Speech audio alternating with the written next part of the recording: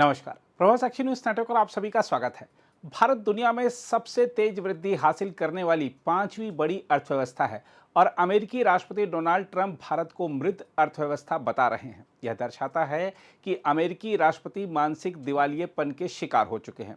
ऐसे समय जब अंतर्राष्ट्रीय मुद्रा कोष समेत प्रमुख अंतर्राष्ट्रीय एजेंसियां भारत को दुनिया की सबसे तेजी से बढ़ती प्रमुख अर्थव्यवस्था के रूप में पेश कर रही हैं, ट्रंप का बयान कहीं से भी उचित नहीं कहा जा सकता। हम आपको बता दें कि यह सब विदेशी एजेंसियां जो भारत की प्रगति के बारे में रिपोर्टें दे रही हैं, उनमें से अधिकांश के मुख्यालय अमेरिका में ही हैं। इसलिए प्रश्न उठता है कि क्या ट्रंप को यह नहीं दिखता कि अमेरिकी धरती पर बैठे विश्लेषक भारत के बारे में क्या सुनहरी भविष्यवाणियां कर रहे हैं और वह भारत को डेड इकोनॉमी बता रहे हैं। हम आपको बता दें कि भारत विदेशी निवेश के लिए एक आकर्षक केंद्र बना हुआ है और दुनिया की कई प्रमुख कंपनियां विनिर्माण केंद्र स्थापित करने के लिए इस देश की ओर देख रही हैं। इसके अलावा भारतीय प्रतिभाओं की विशेष रूप से तकनीकी क्षेत्र में सबसे अधिक मांग है और यह अमेरिका सहित कई देशों को सेवाओं का एक प्रमुख निर्यातक रहा है। वास्तव में विश्व अर्थव्यवस्था का केंद्र धीरे धीरे ग्लोबल साउथ की ओर स्थानांतरित हो रहा है और जिसके लिए भारत ने खुद को अग्रणी भूमिका में रखा हुआ है। वहीं पूर्व विकसित अर्थव्यवस्थाएं तेजी से उम्रदराज हो रही हैं और इन अर्थव्यवस्थाओं में प्रवासी भारतीयों के योगदान के कारण ही ये अर्थव्यवस्थाएं लगातार सकारात्मक वृद्धि दर्ज कर रही हैं। हम आपको याद दिला दें कि अंतर्राष्ट्रीय मुद्रा कोष यानी IMF के कार्यकारी निदेशक मंडल ने फरवरी 2025 में भारतीय अर्थव्यवस्था के अपने आकलन में अधिकारियों की सूझबूझ वाली वृहद आर्थिक नीतियों और सुधारों की सराहना की थी। इन नीतियों ने भारत की अर्थव्यवस्था को मजबूत बनाने और एक बार फिर सबसे तेजी से बढ़ने वाली प्रमुख अर्थव्यवस्था बनाने में योगदान दिया है। IMF ने यह भी कहा था कि भारत का मजबूत आर्थिक प्रदर्शन 2047 तक एक विकसित अर्थव्यवस्था बनने की अपनी महत्वाकांक्षा को साकार करने के लिए महत्वपूर्ण और चुनौतीपूर्ण संरचनात्मक सुधारों को आगे बढ़ाने का अवसर प्रदान करता है। इसके अलावा भारत के पास प्रचुर मानव संसाधन भी है जो तकनीकी रूप से कुशल हैं। IMF के विश्व आर्थिक परिदृश्य पर अपडेटेड रिपोर्ट के अनुसार भारत की आर्थिक वृद्धि दर 2025 और 2026 में 6.4% रहने का अनुमान है। वहीं विश्व बैंक और एशियाई विकास बैंक यानी ADB और पेरिस स्थित आर्थिक सहयोग और विकास संगठन यानी OECD जैसी अन्य अंतर्राष्ट्रीय एजेंसियों ने भी इसी तरह के अनुमान लगाए हैं। विश्व बैंक और OECD ने वित्त वर्ष 2025-26 के लिए भारत की GDP यानी सकल घरेलू अर्थव्यवस्था की वृद्धि दर 6.3% रहने का अनुमान लगाया है, जबकि ADB का अनुमान 6.5% का है। बहरहाल ट्रंप के बयान के भारत के लिए क्या रणनीतिक, आर्थिक और सामरिक मायने हैं, इसके लिए आइए विभिन्न क्षेत्रों के विशेषज्ञों से आपको मिलवाते हैं और जानते हैं उनकी प्रतिक्रियाएं। देखिए, अमेरिका ने जो भारत पे टैरिफ लगाए हैं, इसमें मेरे विचार से कोई नयापन नहीं है। ये पिछले 6 महीने से जो चल रहा है, उसमें समझ आता है कि अमेरिका टैरिफ बढ़ाने जा रहा है दुनिया के सारे देशों से। ट्रंप ने डिसाइड कर लिया है कि उसके देश के जो इंपोर्ट ड्यूटी है, जो अभी तक केवल 2.5% होती थी एवरेज, उसको बढ़ाना चाहता है। 10%, 15%, 20, 50, 100 के वो आंकड़े देता है। इस समय ट्रंप सरकार दुनिया के सारे देशों पे इंपोर्ट ड्यूटी बढ़ा रही है। जापान हो गया, यूरोपियन यूनियन हो गया, अलग अलग देशों पे अपने हिसाब से। अमेरिका आज की तारीख में ये कहता है, ट्रंप ये कहता है, मेरे पास पैसा है, मेरी इकोनॉमी है, मेरे पास मिलिट्री है, मैं जो कहूं आप करो या ना करो। पर देश सारे दुनिया के अमेरिका से बिजनेस करना चाहते हैं, तो जितनी वो टैरिफ लगा रहा है उस पर वो देश एडजस्ट करेंगे। हालांकि अलग बात यह है कि अभी तो ट्रंप जितनी ड्यूटी लगा रहा है, एक तरह से दुनिया को बुलडोजर की तरह वो चला रहा है, पर ट्रंप और अमेरिका के इस रवैये से आने वाले वक्त में, आने वाले वर्षों में देश अपने को अलग अलग हिसाब से आत्मनिर्भर बनाने का प्रयास करेंगे और ज्यादा बढ़ाएंगे।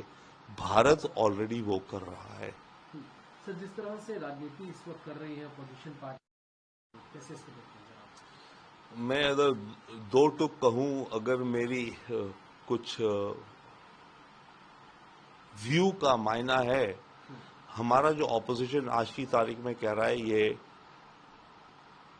या तो बिल्कुल जानते नहीं कि दुनिया कैसे चल रही है आज की तारीख में, बट मैं मानता हूं कि ये दुनिया को अच्छे तरह से जानते हैं। तो इसलिए मुझे लगता है कि ये लोग जो कह रहे हैं ऑपोजिशन इस समय, ये केवल अपनी राजनीतिक रेटरिक की बात कर रहे हैं।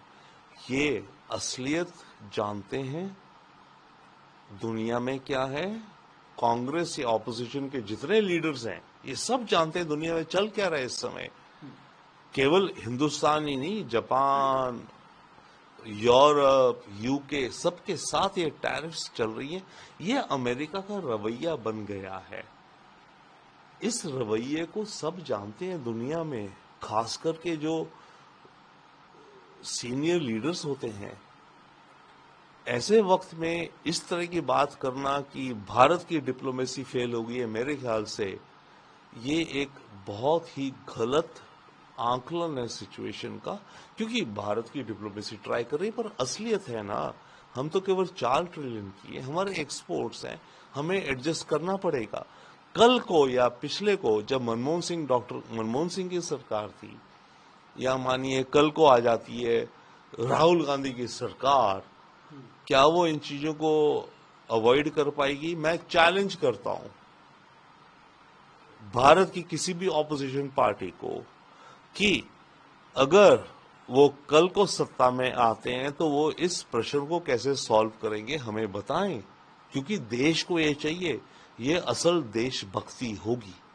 देखिए, भारत का जो एक्सपोर्ट है अमेरिका पे वो $100 बिलियन से ऊपर ही है, और कम से कम हमारा जो सरप्लस है इंपोर्ट ओवर एक्सपोर्ट्स वो $40 बिलियन है।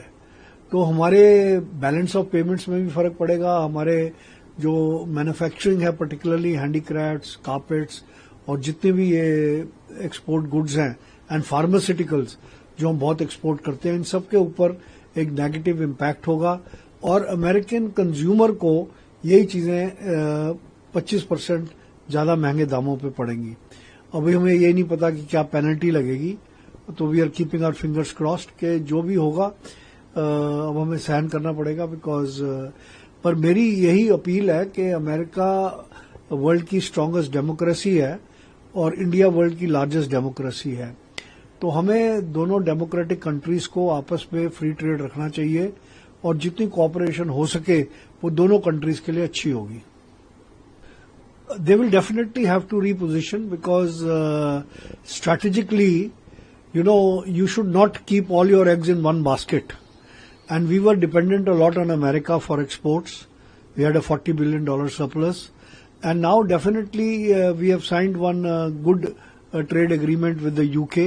We are looking at UK, we are looking at the European Union, and we are also looking at Japan, Australia, Asia, and also there is no harm if we improve our relations with China, and like the European common market, we can have an Asian common market also. Yes, they have no other alternative.